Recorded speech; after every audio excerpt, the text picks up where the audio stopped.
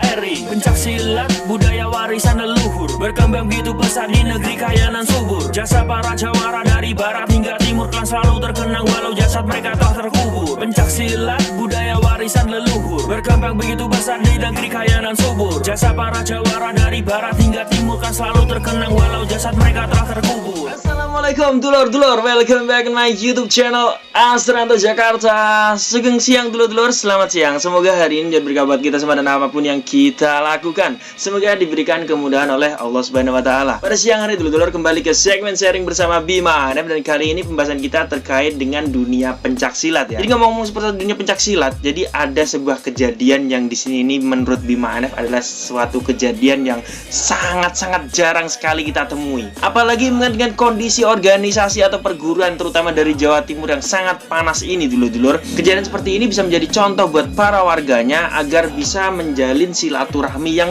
baik untuk kedepannya. Mungkin sebelum pembahasan kita lebih jauh lagi dulur-dulur, monggo simak dulu video yang satu ini. Mengguncang dunia pencak silat yang padahal organisasi ini dikenal masyarakat saling sikat. Bertolak belakang dengan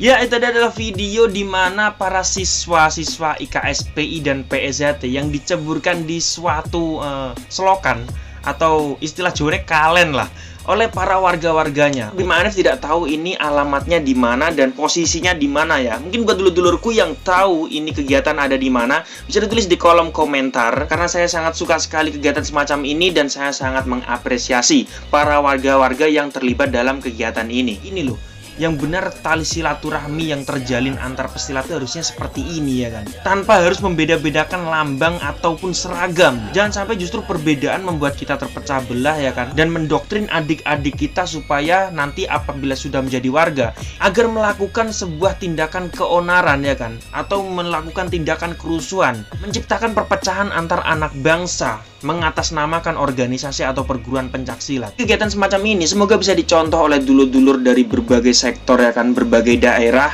Semoga bisa terjalin lebih erat lagi persaudaraan antara organisasi atau perguruan silat, terutama PSHT dan IKSPI, agar kita bisa menjadi bangsa yang lebih kuat lagi, akan tidak mudah dipecah belah oleh oknum-oknum yang tidak bertanggung jawab, oknum-oknum yang tidak mencintai sebuah perdamaian, yang itu merupakan warisan dari para penjajah ya kan. Cara penjajah untuk memecah belah NKRI ini.